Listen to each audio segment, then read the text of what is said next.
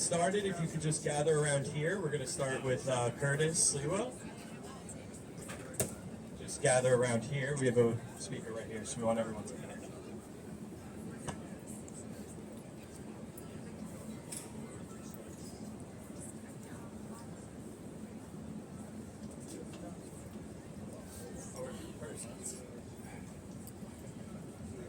So thank you all so much for coming. We have Kelly running in District 22 against Tiffany Caban. So I'm glad that everyone sees how important it is to, show up for Kelly so we can really stop socialism in District 22. And obviously thank you for Curtis for coming. He's been leading the fight out there for Republicans all over Queens for City Council and has been with Kelly since the very start. So thank you so much, Curtis. And without further ado, we'll start with Curtis Sue. Thank you, James, who's been a great campaign manager for Kelly Klingman. Let's give him a great round of applause. And my wife, Nancy, who is the treasurer, who watches every nickel, dime, and penny. Give her a great round of applause. So Kelly has really inherited what was the remnants of our mayoral campaign, Team Sliwa, in order to tighten it up and give her an opportunity to compete in a district which just months ago, AOC, Alexandria Ocasio-Cortez, stood right in Athens Plaza, surrounded by Democratic Socialists of America, who, if given the choice, if you said to them, okay, you can only really choose one party identification, most, not all, but most would say we're socialists, and they are. And she announced before a few hundred people that Astoria was the People's Republic of Astoria. And she had a right to say that because, as she announced, they had won every elected position that represented Astoria. They had 2 state senators, 3 assembly people, the 1 council person that we're focused on defeating, Tiffany Caban, and obviously AOC, the councilwoman, the congresswoman. So now the socialists are not the Democrats. Moderate Democrats are the majority of the voters in the city of New York, but they feel that they've been forsaken because they're in a party that really has been bifurcated. The moderate Democrats really don't have a leader. The socialists do. They're strong, they're organized, they're young, they're ideological. They're up early, they're busting their shoes, they're doing good old-fashioned retail politics, going door to door, giving out literature. What retail politics used to be like, but very little of it exists. And then because they are young people with high levels of energy, they then socialize to the break of dawn. So for young people, it's like, take the combination of the fraternity and sorority and turn it into a political movement, and you've got the ingredients for young people who can get out a vote, enough so that it intimidates the moderate Democrats so that they don't even want to be challenged in a primary. Doesn't necessarily mean that the socialists will do well in the general election, but where they really are effective is in primaries. That's why a lot of moderate Democrats, what they do is they roll over.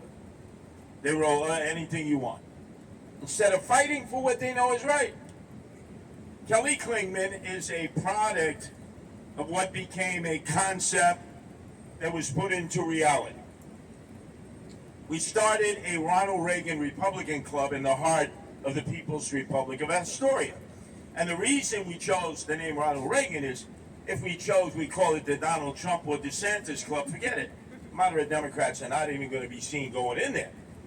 It's in a veteran of foreign war compound that is pretty much empty, vacated, because the veterans have pretty much either escaped to Florida, like so many others, or unfortunately they're dead and buried. So we use that as sort of our compound in the middle of the People's Republic of Astoria. But when you think of Kelly Klingman's race, forget party labels. She's a moderate versus a socialist. It's straight up. Moderate versus socialist. She can appeal to moderate Democrats, independents, and moderate Republicans. That is the formula for success in New York City. Having gone through a mayoral campaign, I know all the ups and downs. I was not a Trumper, but I could go into neighborhoods where the only Republican they had ever seen was Abraham Lincoln on a $5 bill and be received.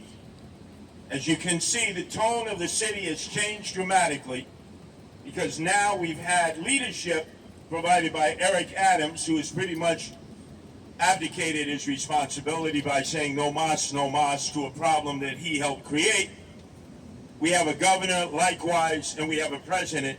It reminds me of a dysfunctional family where mom is arguing with dad and the oldest sibling is arguing, and I'm getting vertigo. If these three can't even have a civil discourse or a conversation about such serious problems, well, then it is up to us, the people, to take responsibility. And you do that ground up.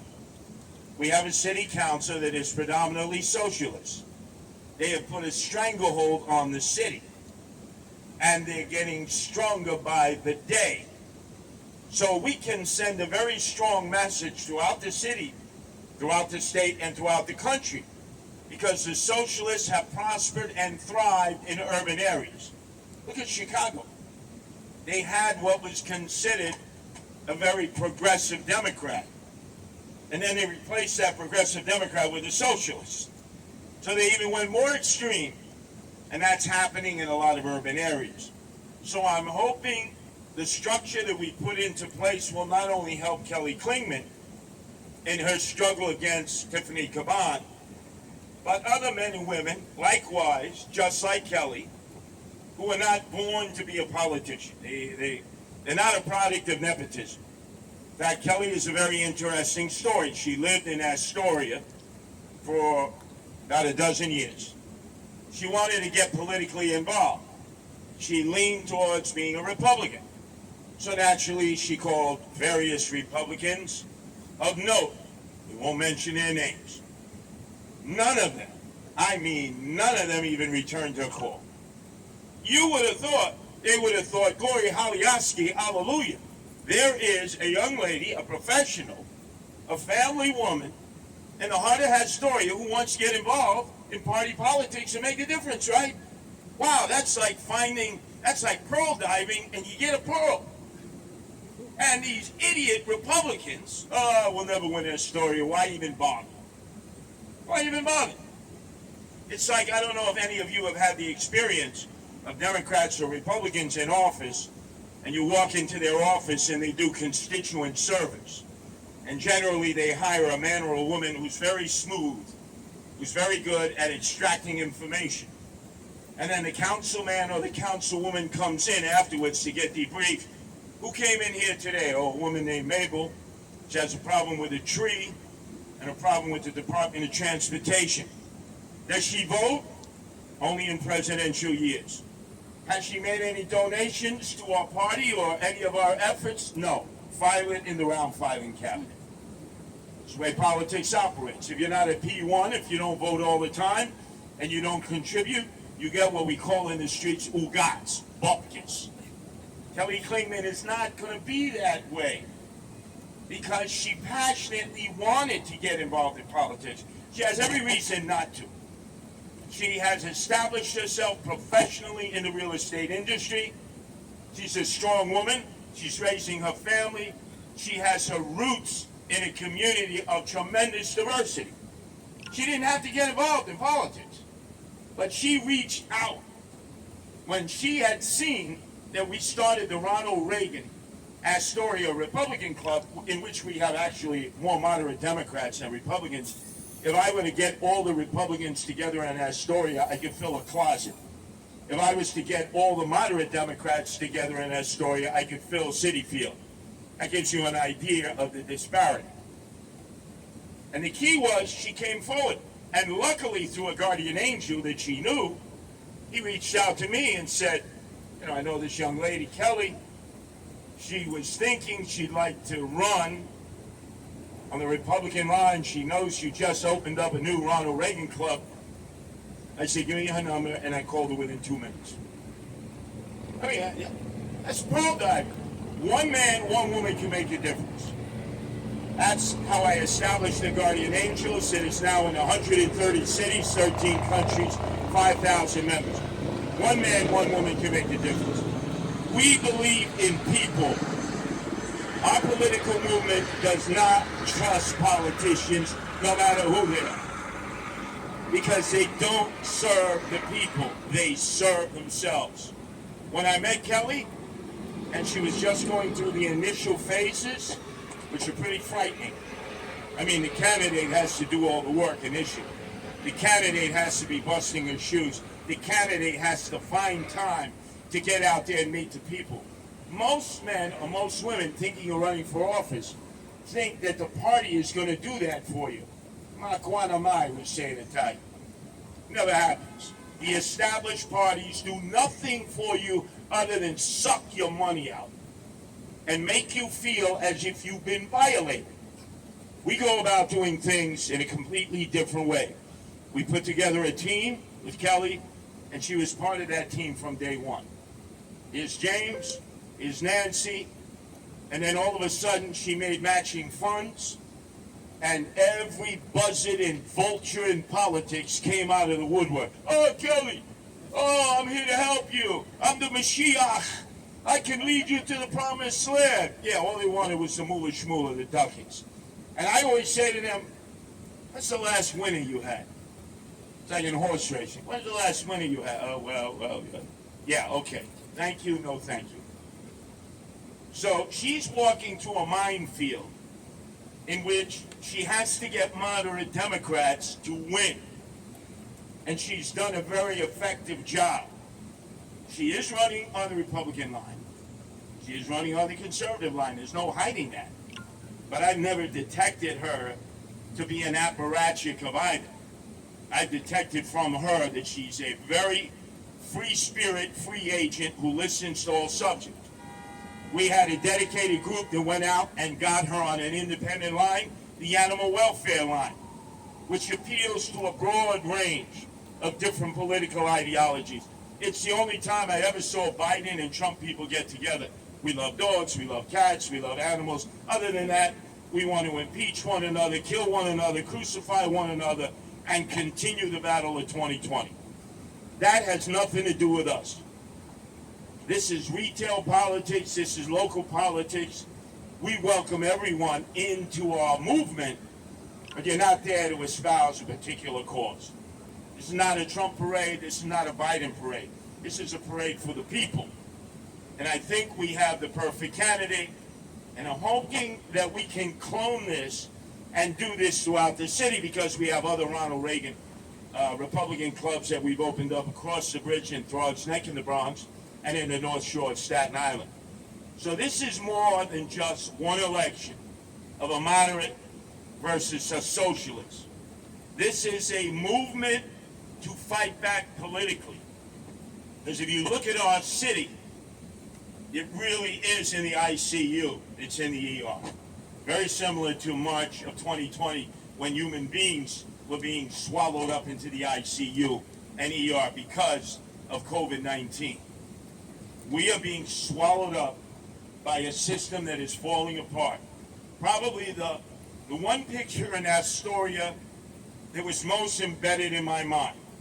Actually, there are two. A guy walks into a Walgreens with a hazmat suit on and a welding outfit, and with an acetylene torch in front of everybody, starts torching everything that is in encased plastic. The clerks are watching, they're videoing it.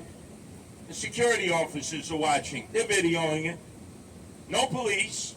And he went to another Walgreens and he did exactly the same with total impunity. Eventually he gets arrested and he was given a disappearance ticket, a desk appearance ticket, to do it again and again and again. There are no consequences for shoplifting.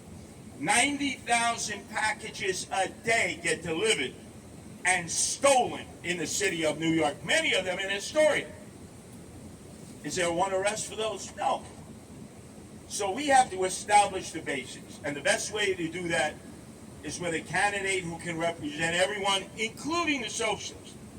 We don't wish them harm. We just have a different ideology. We're hoping for debates, for discussions. Let the people decide. Thank you for coming out here tonight and supporting this candidate who I think can, by her very leadership, motivate others who are just like herself, who want to make a difference, to do exactly that through the political system that many people now despise, loathe. I give you the candidate for City Council, our moderate, Kelly Klingman, versus the socialist, Tiffany Caban. Thank you. Thank you. Thank you everyone for coming. It's so great to see a lot of my friends are here, which is amazing. You all know me. A lot of you do. And you probably, when you heard I was running for office, thought I was insane. But I am, and you guys know that. So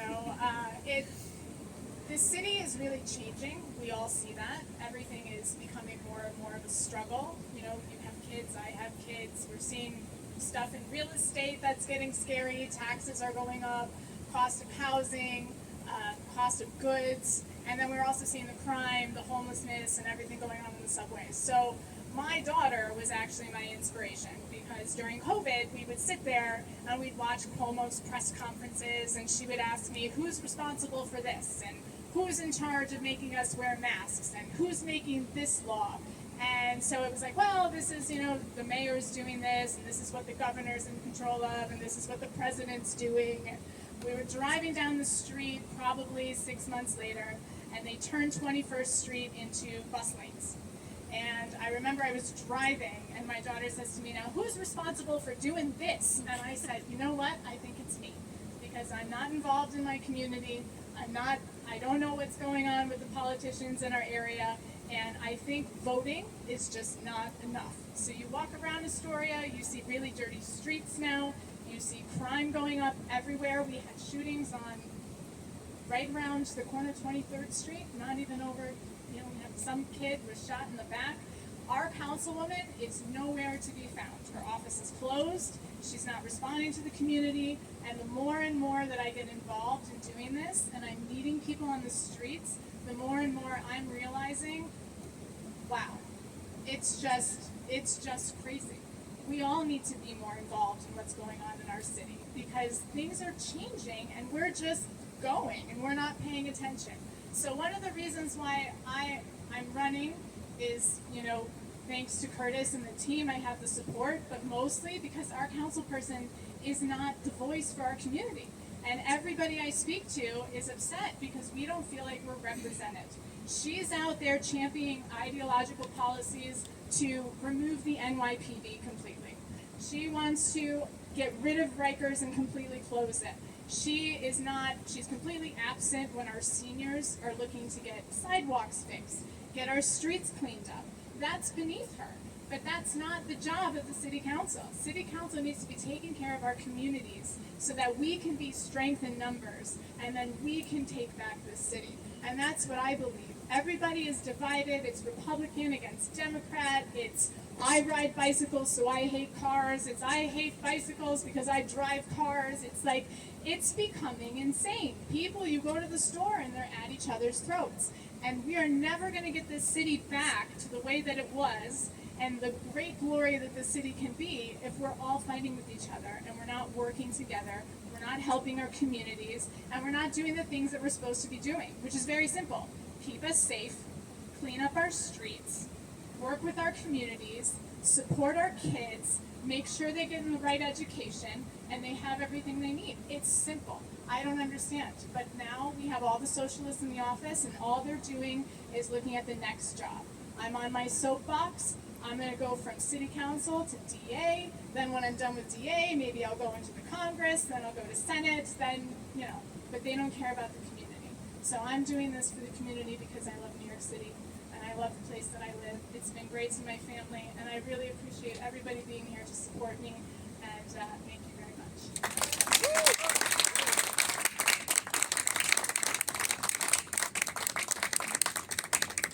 Dave, why don't you just have Kelly take a few questions? Yeah, so, you know, obviously we could, you know, take 10 or 15 minutes to do some Q&A with Kelly. I know a lot of you know her well, but, you know, we also, you know, want to take this time to just figure that out. So any questions you have, just ask. We'll do this for about 15 minutes. Anybody have any questions? Yeah, what school did you go to? Which school did I go to? Yeah, because there's a lot of school spirit still alive, and they may support you. Yeah, I went to the University of Southern Alabama. I went to school for medicine. Yeah. I was going to be a doctor. What That about was- high school? High school, I went to school in Lewiston, in Buffalo, in New York. Yeah. Any other questions? So how you feel about congestion pricing? Congestion Pricing, pricing? yeah. Yeah, no. We're not on board with congestion pricing. Especially when the MTA can't figure out how to get people to stop jumping the fare, and then we have to pay increased pricing, and then they complain that they have no money, and it's, yeah, no. I'm not on board with congestion pricing. Sean? How many people typically vote in the election you're running in? So, 10%.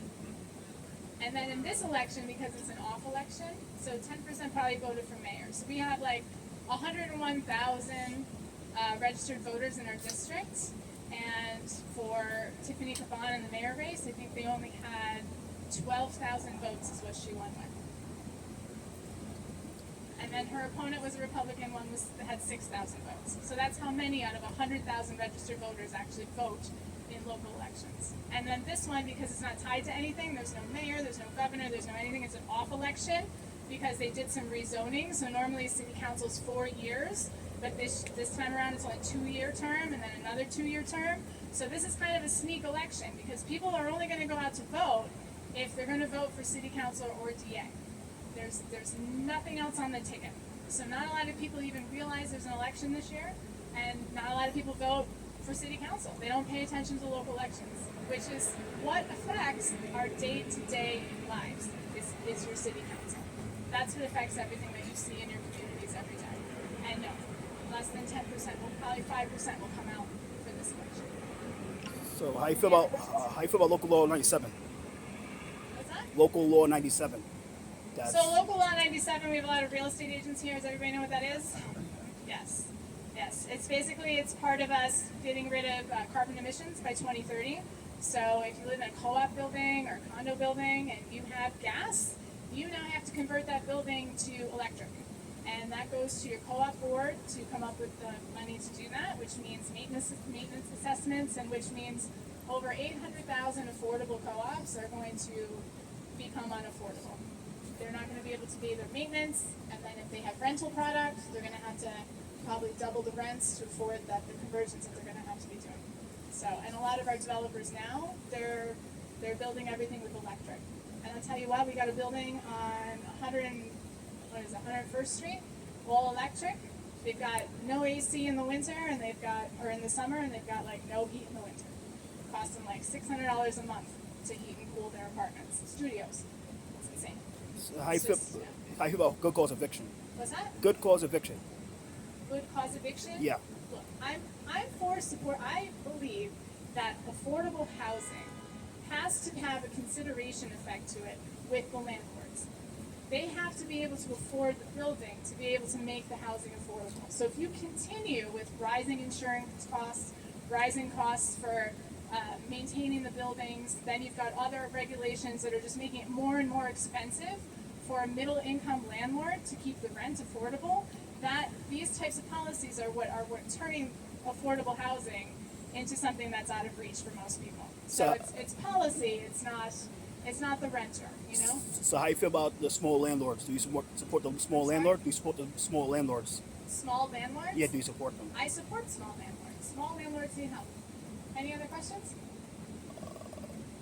What would you say to the parents with, like, teenagers in Astoria?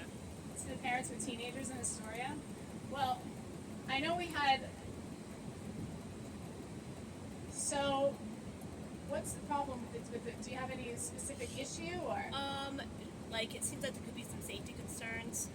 So what was interesting is we had something happen in Astoria. So we had a bunch, towards the end of the school year, we had a section on 31st Street where we had teenagers that were not from the district that were coming in on city bikes, and they were breaking into the McDonald's, they were causing a lot of ruckus. So the response to that was that McDonald's basically put, like, most of the restaurants on 31st Street signs up that said, nobody's allowed in without a parent if you're a certain age.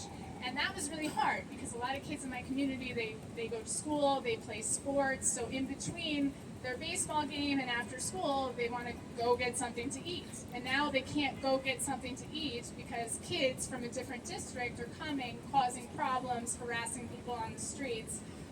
So it was a big issue.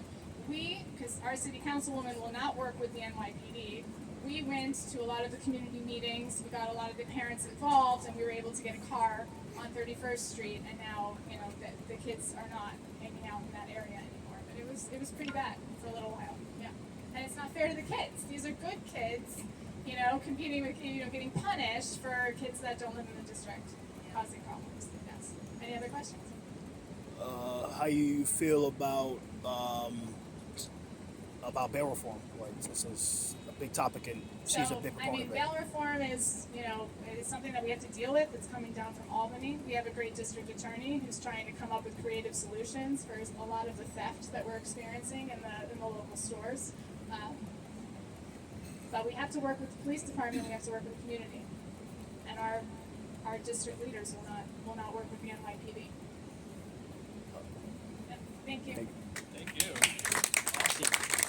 Another round of applause for Kelly.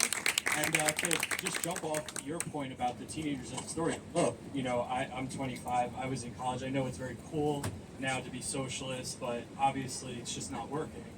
So if any of you have teens or know people who are interested in working with the campaign, we are hiring field coordinators and door-to-door staff. So if anyone's interested, just come see me or Kelly. We are definitely hiring, and many of you have seen that Kaban just put out a field coordinating role. So she's out there too. She knows what needs to get done. So please just come see me if you have any questions with hiring. But thank you all so much for coming. We appreciate it.